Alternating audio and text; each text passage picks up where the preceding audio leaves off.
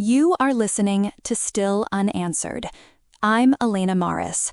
Tonight, we return to a case many of you already think you know, the BTK murders. Dennis Rader was caught, convicted, and will die behind bars. But as we dig back through the files, the letters, the courtroom transcripts, and the lives left behind, a question keeps standing between the lines. We solved the person, but did we ever solve the story? This episode is about what remains unsettled, the missing pieces, the ethics, the families, and the possibility that we still don't have the full count. Marcus, thanks for joining me. Thanks for having me, Elena. It's good to be here. This case, it's one of those forensic puzzles that sits heavy on my shelf. There's a lot we can say, but first we should name the tone. Somber, careful, victim-centered. So let's do that. Right. Before we get into timelines and forensic breakthroughs, I want to start with a scene. Imagine a January afternoon in 1974 in Wichita. Children coming home from school, a normal Midwestern house. Then the Otero family, Joseph and Julie, and their children, Joey and Josie, are murdered in a way that will, decades later, define a criminal's signature. It's messy, it's personal, and it's devastating. I'll read just a short passage from the police report, pared down. The 3 older children came home to find the living room soaked in blood, the phone line cut, the youngest, Josie, found in the basement, bound and hanging from a pipe. That is where BTK begins on paper. That opening scene is important because it shows the intimacy of his crimes. Bind, torture, kill. Those words aren't an abstract branding. They were a ritual for him. And the fact that he targeted people in their homes, families, children, means the psychological footprint is enormous. The trauma radiates out in ways that go far beyond the immediate victims. Marcus, you use the word ritual, and I want listeners to hear this closely. When we talk about BTK, we are not talking purely about opportunistic violence. There was planning, stalking, the work on entry points, cutting phone lines. And later, he took photographs, sometimes transporting bodies to pose them for his own gratification, even using church facilities. It's hard to reconcile that with the same man who was president of his church council, a Cub Scout leader, a compliant neighbor who put in security systems for a living. I know. That compartmentalization, extreme compartmentalization, is central. Clinically, Rader displays behaviors we associate with sexual sadism and organized serial offenders. He was methodical. He surveilled, he rehearsed scenarios, he used cover stories, I'm a fugitive or I'm a telephone repairman. But at the same time, he embedded himself in institutions where people trusted him. Church, scouts, ADT. That's part of why he could operate for so long. Let's slow down and walk through the known murders. Concise, not lurid, but with the human details the public sometimes misses. Listeners, I will name the victims because our show centers them. The Otero family, January 15th, 1974. Joseph Otero Jr., Julie Otero, Joey Otero, and Josephine Otero. Kathryn Bright, April 4, 1974, attacked. Her brother, Kevin Bright, survived, shot and stabbed, but lived. Shirley Vian, March 17, 1977, left her children locked in a bathroom by the killer. Nancy Fox, December 8, 1977, found later by police. Rader would later taunt authorities with a call. Maureen Marnie, April 27, 1985, Rader's neighbor, later posed and photographed in church facilities. Vicki Wegerle, September 16, 1986, who was bound, photographed, and had her car stolen. Dolores D., January 19, 1991, the last known murder. 10 victims total, convicted and sentenced. Marcus, any immediate additions or corrections? No corrections, just emphasis. These people were not statistics. They were parents, siblings, neighbors. And their deaths frame the motive: forced entry, binding, strangulation, photographing victims, souvenir taking. Those elements tell us a lot about his paraphilias, his sexual arousal tied to control, humiliation, and photographic preservation of the act. You use the term paraphilias. For listeners who are not familiar, could you unpack what that means in this context? Briefly, please. Sure. A paraphilia is a condition in which sexual arousal and gratification depend on atypical objects, situations, or individuals, things outside consensual, typical adult interactions. In Rader's case, that included a mix of bondage, torture, and necrophilic or post-mortem fantasies, masturbation at scenes, photographing victims.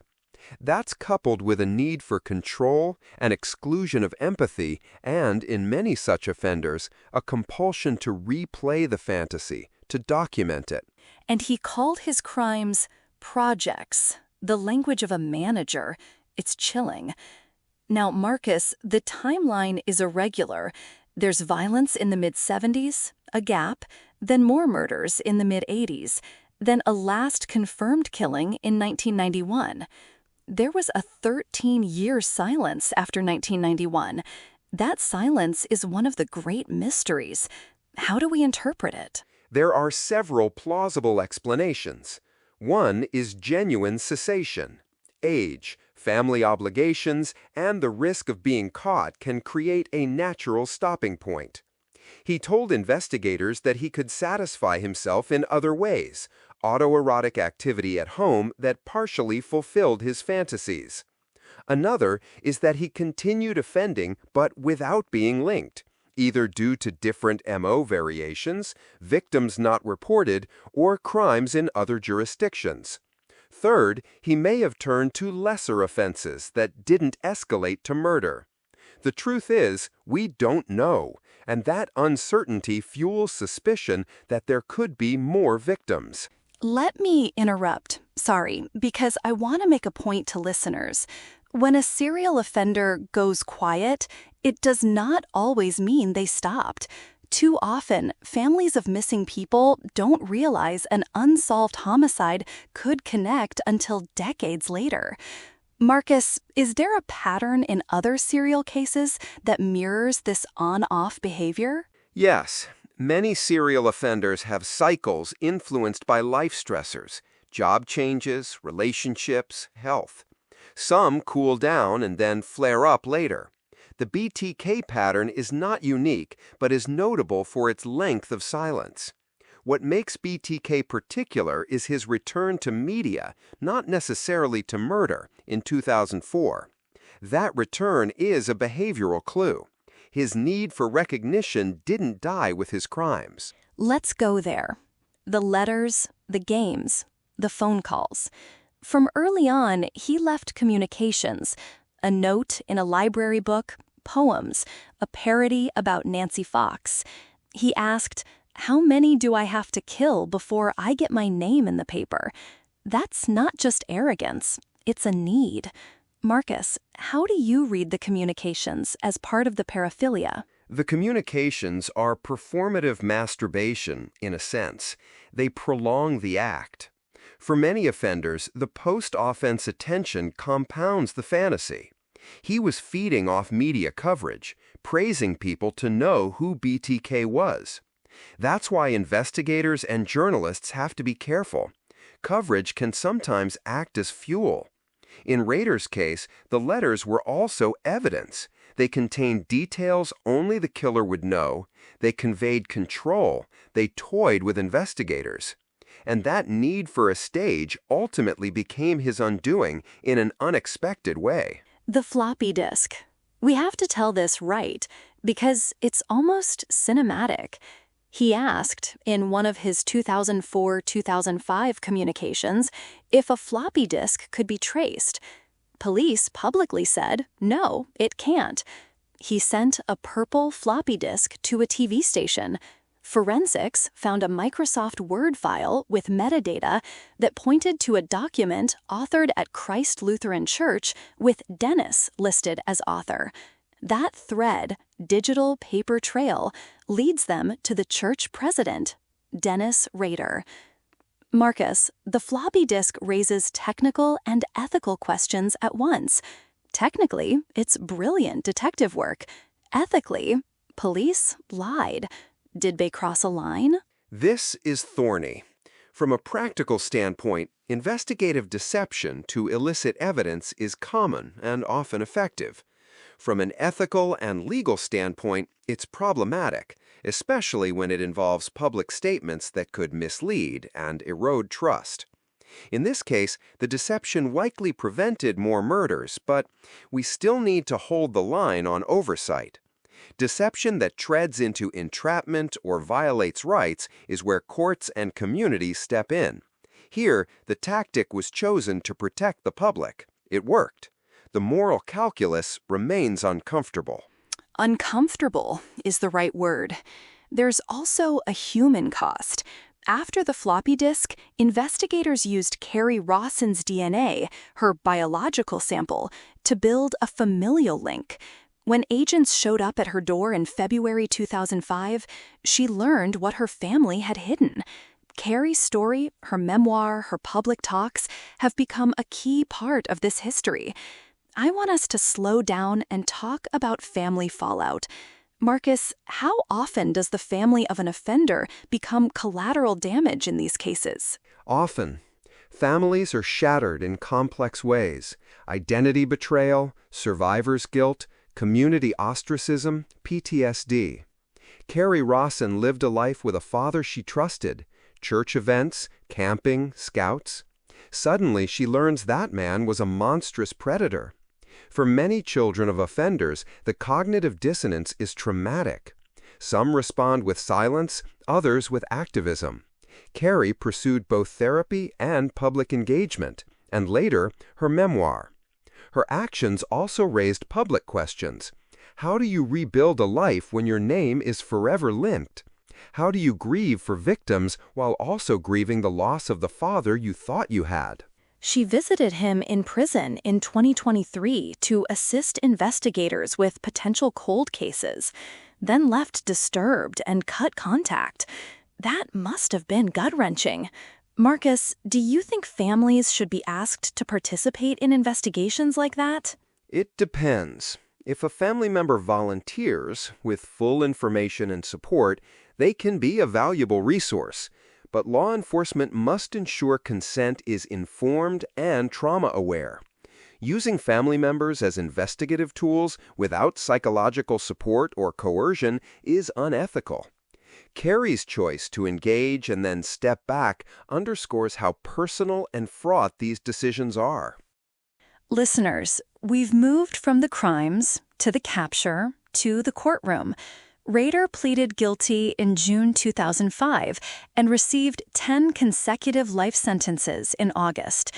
Families spoke in victim impact statements, some saying they would never utter his name again, others using it to strip his mystique.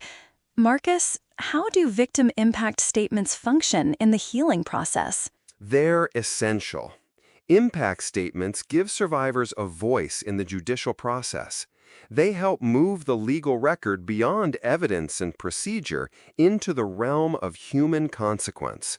For many, the statement is a final public reclaiming of the narrative. It doesn't heal everything, but it matters. We've covered a lot of ground. Timeline, letters, capture, the family. Now I want to pull on 3 unresolved threads that keep me up at night when I work on this case. 1. How many victims did he really have? 2. What did the community actually see or ignore? And 3.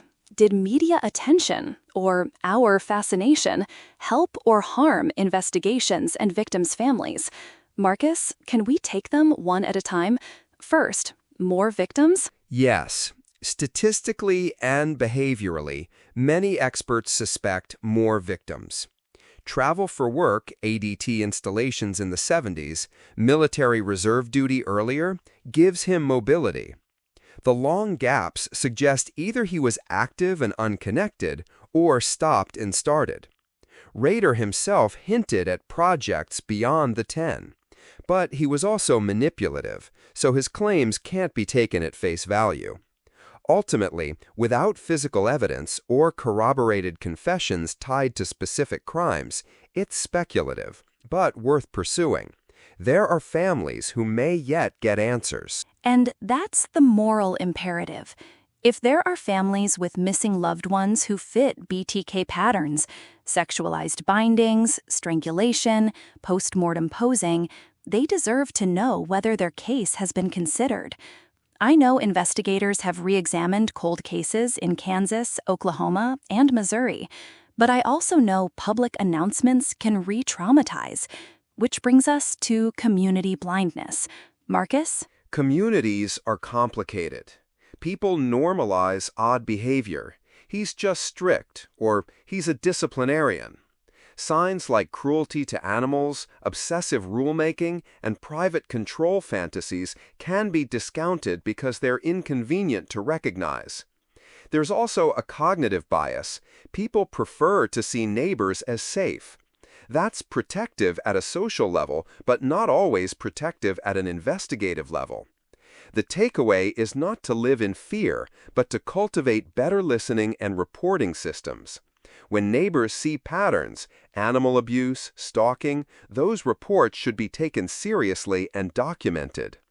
Okay, final unresolved thread: media attention. Listeners, because this is still unanswered, we have to interrogate our own role. Marcus, do true crime stories create a stage for killers? They can. Sensationalist coverage elevates killers' notoriety, which can feed narcissistic offenders. But there's nuance. Responsible journalism helps victims, uncovers leads, and keeps public safety issues visible. The key is framing. Center victims, avoid glamorizing perpetrators, contextualize psychological elements without romanticizing, and be careful about new coverage that may serve the killer's needs. Rader explicitly sought publicity. By engaging with his letters or by celebrating his brand, media can inadvertently reward that. We have to do better. I have, over the years, been criticized for giving attention to killers, by victims' families and by colleagues. I try to be deliberate, naming victims, minimizing lurid detail, interrogating systems, and highlighting prevention. But even so, the risk remains. For listeners, if you're going to read a book or watch a documentary about BTK, try to choose work that centers survivors. One final ethics wrinkle: police lied about the disc. We argued about that. Some of our listeners might say, ends justify means. I want Marcus to push back. Is it ever a green light? No, it's never a blanket green light. Investigative deception can yield results, but must be bounded by law and oversight. It can generate evidence, but it can also contaminate investigations and erode public trust.